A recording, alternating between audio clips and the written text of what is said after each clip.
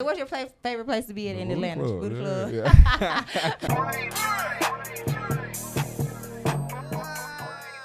Plain Jane Podcast. I am your girl, Crystal Clear. We got a special guest in the building. Hey. Zay Capise in the building. Hey. What's up?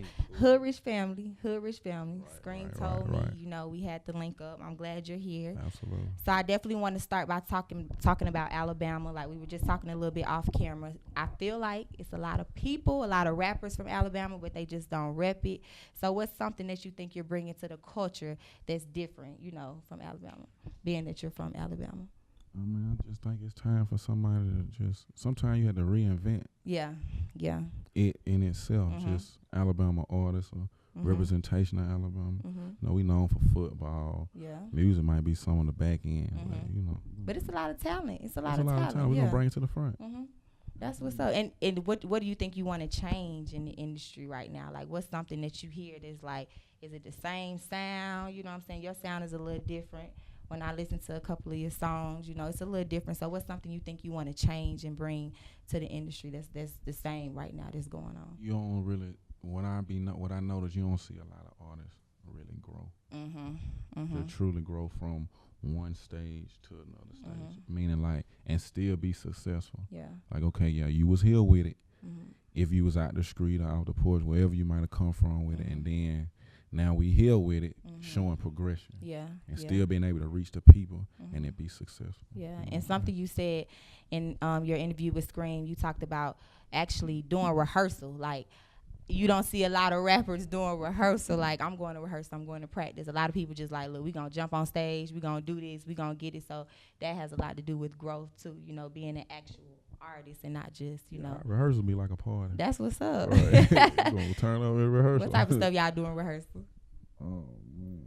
Drink? Right. It'd be a whole party because normally all my rehearsals be closed. Okay. So whatever club around my way, I got access to all the clubs. So that's what it turned to a private party. Okay. But you get good feedback, and the people get to see it for what it is and be like, well, let's try it like this, bro. When you get to that party, do it like this right here, making it really entertaining. You know what I'm saying? And that means you got some real people around you can trust their opinion. Right, trust their opinion. Yeah. And, you know what I'm saying? And agree with their insight. And it make the difference because I see it in my shows all the time. So, yeah. So how did you get into the music? Like, I know a lot of people, do music, but it takes a lot to focus on the music. Like, what has you focusing on music right now? Just my old conditions. Coming from my background and my past. This always been my passion because my family is a music oriented family, but just being more attentive to my blessing, you know what I'm saying? And embracing it and being, focusing and moving forward with it, taking it more serious than I have. Yeah. We know you just got home. Welcome back. You did some time. And I just want to talk about that a little bit because a lot of people don't like to talk about what actually happens and how it changes you as a person. So how did that experience change you? How long were you there? Explain that for us. 8 years, fair time. It molded me. Them the type of stuff, like that's my struggle. That's what make you who you are. Yeah. You know what I'm saying? That's what built my character. You know what I'm saying? People ask me if I could do it or if I could change it. I wouldn't change it. I would still go and take my lick like I did and go handle my business like I did because it's some things that you get on that side you can't get out here. Yeah. Just for wisdomatic. You know what I'm saying? So.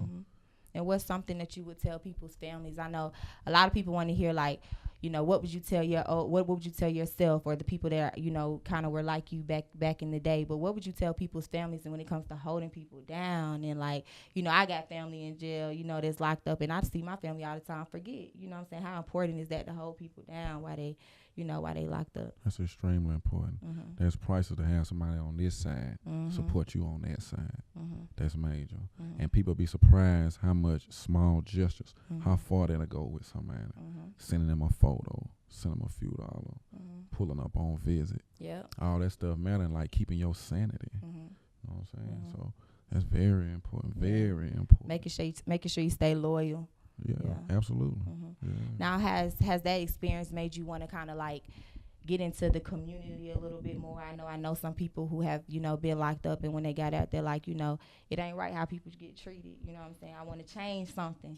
I want to make a change, going to the schools, speaking to people. Have you ever thought about like community work, like what you want to do with your community? Absolutely. You know, when I before I went down, you know, I got a big influence around my way, so people follow that.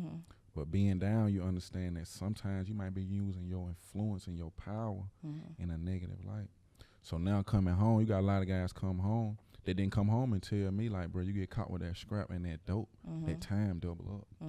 You feel what I'm saying? Okay, I can't keep you from doing what you're doing, but at least let me game you. Yeah. You know what I'm saying? Keep that separate.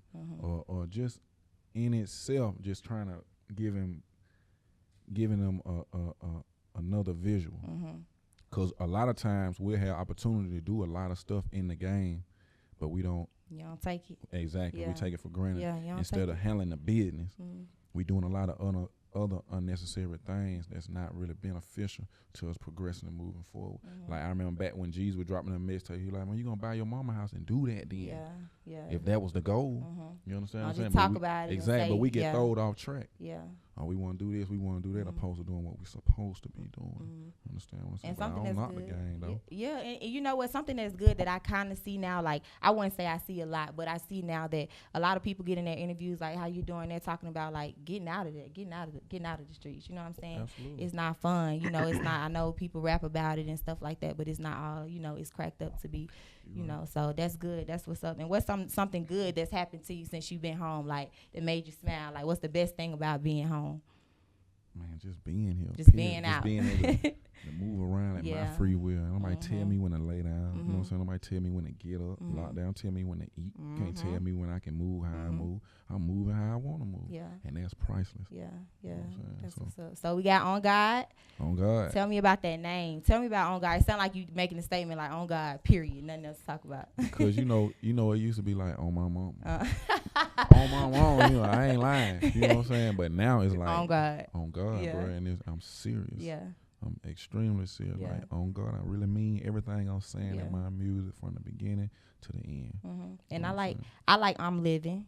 So what's your favorite? What's your favorite song? I like I'm Living. I know most people will be like, I like the one with Rich Pablo one. You know, I like I'm Living. I went down. I listened to him. Right. What's your favorite song that you got out right now?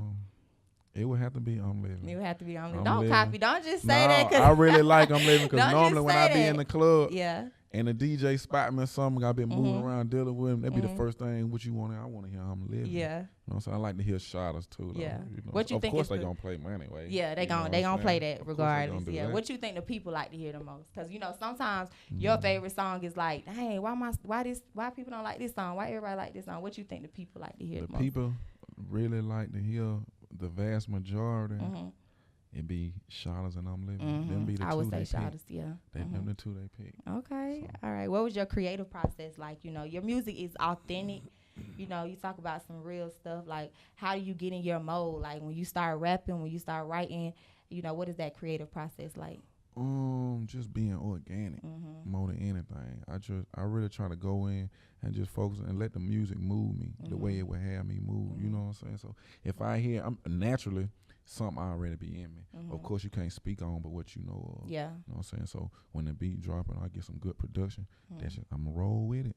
And how it come out, that's how it come out. Some people may be offended. That's fine. You know what I'm saying? But that's how it come out. I can't do nothing but keep it 100. Yeah, that's true. You know what I'm saying? That's true. So tell us what you got coming up. What's next? You know what I'm saying? What's up next? Any shows? Anything you plan on doing, you want to do?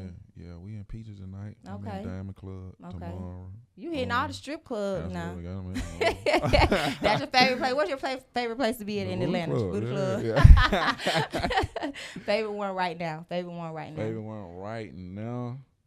I really like the V-Live. I like the settings. Okay. I like how, you know. It's big. I like the setting. I like the love they show me. Pinup showed me a lot of love too. So I like that. Any goals, any future features that you want to get? I really don't look to so much collaborate with artists. Okay. I kind of let my spirit lead. So if my spirit agree with somebody and I'm comfortable with that, then I let it lead the way. Okay. And let it be what it's going to be. Yeah. You feel what I'm saying? So I don't try to force it. And that leads to real good music. You know, a lot of people force features, you know what I'm saying, the song be alright. You know what I'm saying? Okay, but when you have a genuine, connection, then it comes out. It comes out and dope. just let it move around how it do. Yeah. So thank you so much for coming. Yeah. I know you got appreciate to blow y'all up, having be real big. Can't wait to come still back. Gotta come back. Y'all gotta say don't do us like that now. Do not do us like that. But tell everybody where they can find your music, your Instagram, all that. Oh yeah, I'm on all streaming sites. Okay. Tidal, Spotify, iTunes, all the Apple Music, IG at Zay Capise, at XAYCAPISCE. Okay. All right. Keep it locked. It's Plain Jane Podcast.